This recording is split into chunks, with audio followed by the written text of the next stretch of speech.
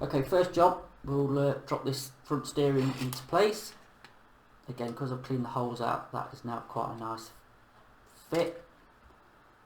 Just get that lined up in there. And then it says to put in the bulkhead. Okay, next.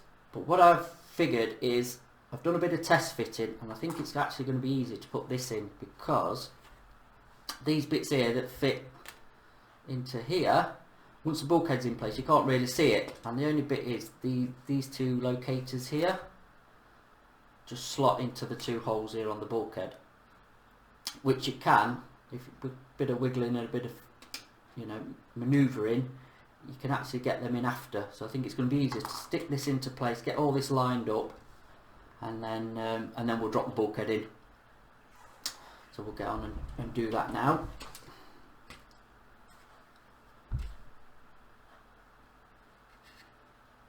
Right, we're going to get some super glue, I think, for this. Just some dobs of super glue, just to tack it into place. And then, so that will fit onto there, and all, you know, and line up. Now, this is probably going to be fiddly, and it might be easier, to be honest, for me to do it off cam, because I don't think you're going to, you know, I'm going to have to move it around and see, but you get the idea. That's going to drop into there and line up, and then all line up and hold that in place, and then obviously them two are just going to hold all this unit where it should be. So I'm just going to do this off cam. I think it'll be, you know, it's pretty straightforward, but it's going to be easier for me to see what I'm doing, and then we'll come back, we'll drop the bulkhead in, and then, like I say, we'll move on to all these little bits and bobs here after.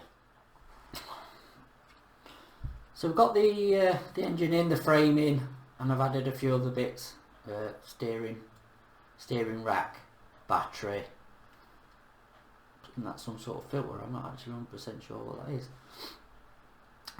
So they're installed. So next job is we'll put the radiator in, which is nice just to slot in, fit into there.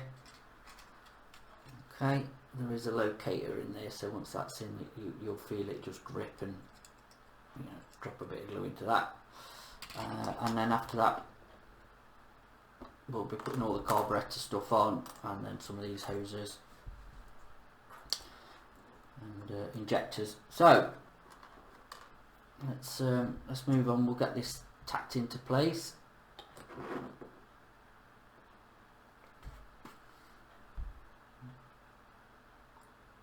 This is definitely where Tamiya white glue comes in handy with its longer drying time.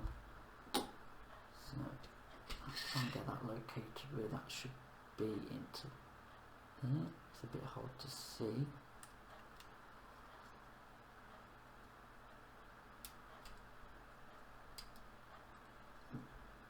Nope.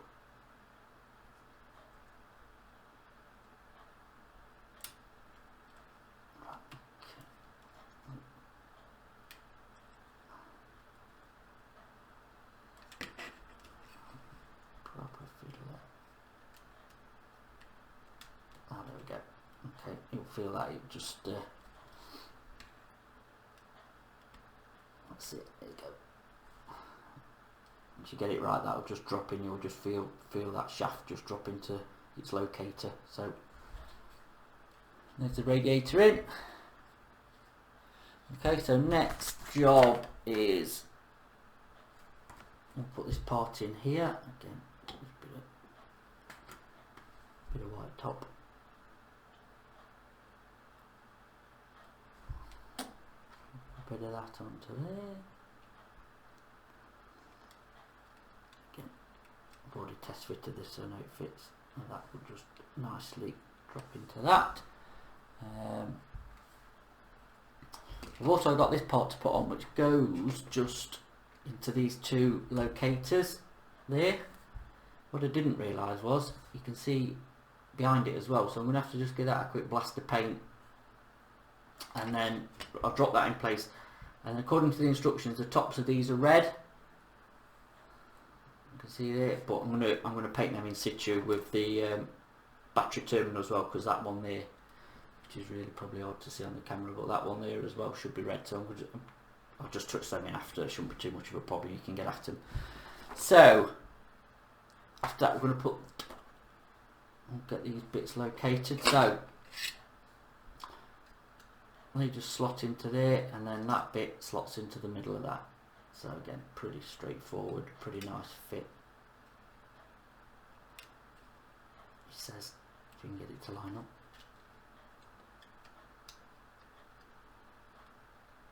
Yeah, there we go. So that'll just sit in there like that, so I'll get a bit of glue on there. And there you go, your fantastically detailed engine. I mean, if you do want to put some wiring in, you can do. It is there, put the Dizzy wiring in and everything, but yeah, really, really nicely detailed engine. There we go, that bit's in. So I'll paint the back of that, put that in that we've got now. So, okay, where is that? Right, okay, so this bit slots into that, which goes into the radiator, and then it says it locates. There is a little locating hole back on the firewall, which is there. Turn the camera on for me to see what I'm doing, but yeah, that goes into there, and that slots into there, which then, there we go.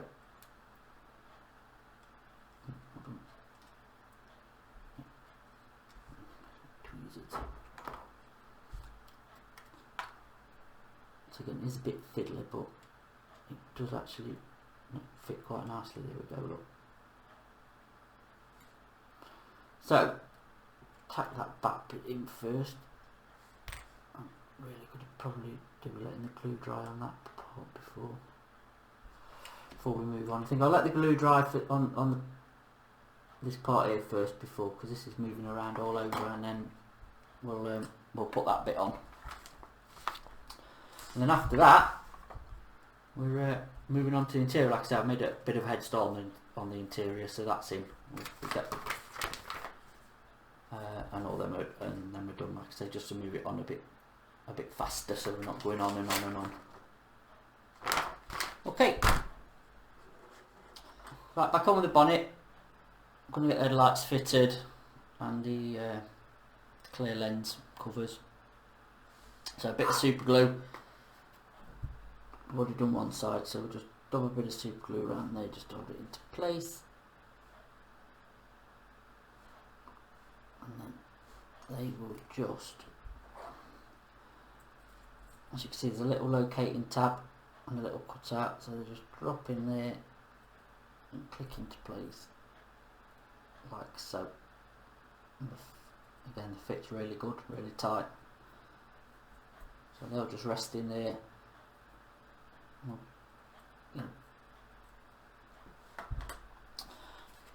And then you can see the instructions. So we've got the lights in, we'll drop two covers on, and then we can put all the bonnet together. That's another section out of the way.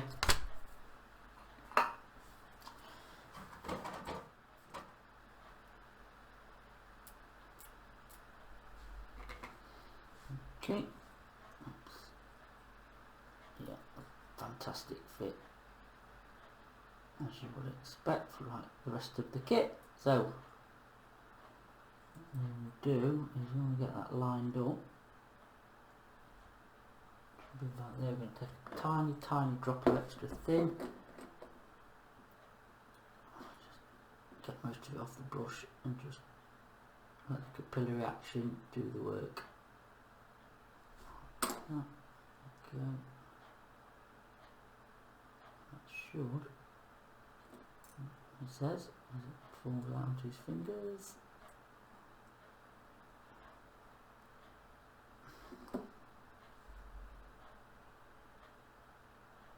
There we go. Better see that than just tracking round just to tack it into place. There you go. If you need to just adjust it. Okay, do the other one, and then we can get this framing into the bonnet and get the and get the bottom bit on as well. And then what we can do is get the framing tacked into that, will drop into there, and that will just click and fit into there, like so. And you can see, and you've got your nice headlights. And again, they've got some more covers to go on, which again we'll do on final assembly. And there we have the completed bonnet. So the framing's in, the lights are in. I'm going to give them a coat of black, and then the underneath trays on. So there we go. And that, I've just slipped the body on to see how that fits with the engine in. So you can see, no glassing or anything, but just a bit of a test fit. Make sure that slots in, that will back end will just push down and glue in place. And you can see it's coming along really nicely. So the bonnet's on, and that clips into place. And have a nice looking E-type. So we'll take the body off, finish off the interior parts, and then we'll move on to final assembly. So all the shiny bits, bumpers, wheels, door handles, mirrors, whatever else is left. And yeah, it's coming along nicely, and should soon be finished. Now the general construction of the engine and everything is all together in the interior, it's time to now move on to giving it a bit of life and doing some washes and a bit of weathering. So next step is to give the details a bit of a pin wash, which for this job I'm going to use the Mid Productions Dark Wash, which I think will be a really nice complement to all the shiny parts, and then we'll use the odourless thinner just to clean it up. So what I've done is, I'm going to move these two out of the way. What I've also done is just on a piece of cardboard just here, which looks a right mess at the minute, is just put some 502 oils, which is the bitumen and the engine grease. Just put on the cardboard just to leach off any of the excess oil, so we've got pure pigment. And again, that's going to be used for dirtying up the engine. So, okay, what we'll do is, we've got a bit, obviously, I've decanted some already into my little palette. I'll shift that out of the way. Okay, nice fine brush, just one of the AK series of orange brushes. This is a 2.0 brush. Right, now this should flow really nicely into all the details.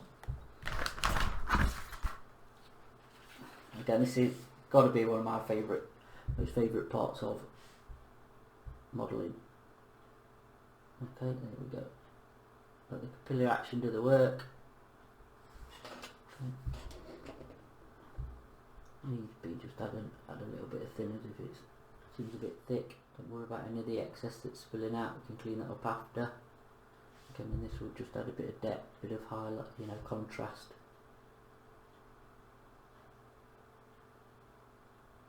To all these parts.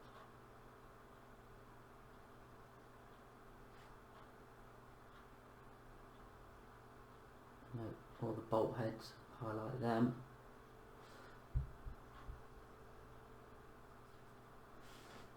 Around here, anyway, where potentially shadows or anything really, any details that you want to highlight. This is where this technique just comes into its own, because it's just a brilliant all-round technique. So.